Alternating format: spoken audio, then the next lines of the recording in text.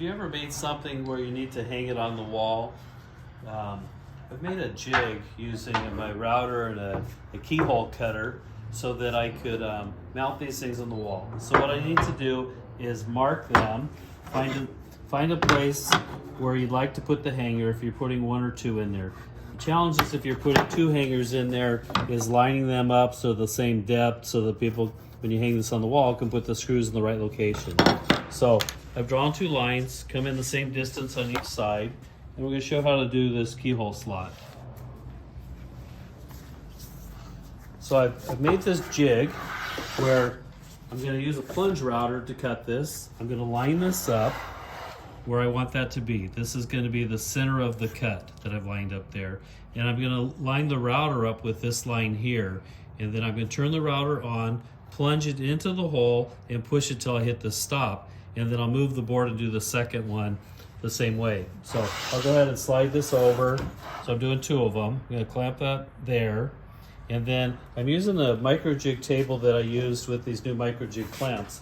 And the advantage to these clamps are that you can push these in here, and then you can actually line this up on the corner, and it puts some pressure forward into my jig that's attached with these other clamps on the Microjig dovetail table clamp. So I'm going to come over here, and I'm going to use, this is the center line of my router.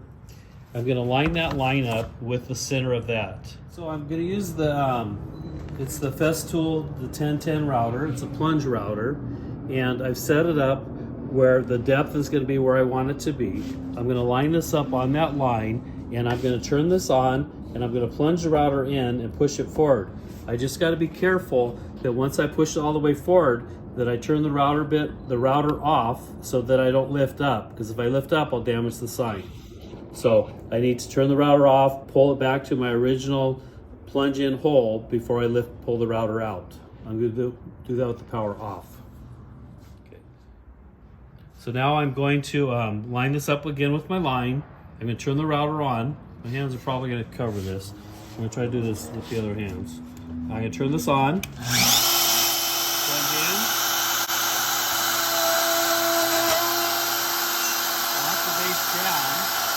Take this and move it forward.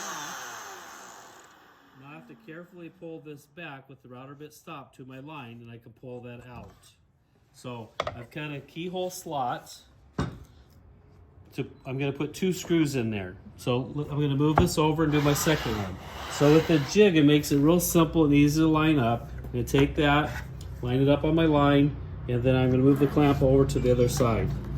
And I'm going to put the new Microjig clamp there.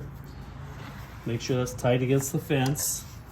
I'm going to go back over, put the center line on the pencil line there, and do the same step all over again.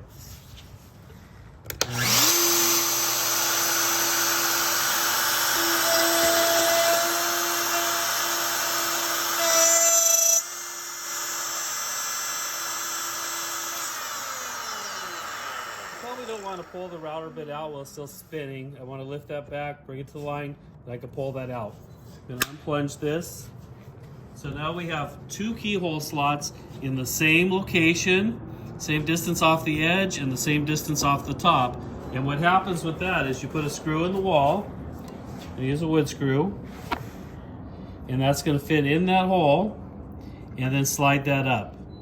So the challenge is going to be putting the two screws on the wall in the same distance. But if I leave these lines here, then we'll know the spread on that. So in this case, the spread is 14 3/4 of an inch. So as long as you put the screws level in the wall at 14 3/4 apart in a straight line, put the screws straight in, this should line up.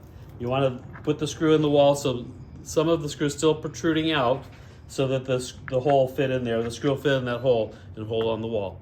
So making keyhole slots to hang things on the wall, very easy using a plunge router.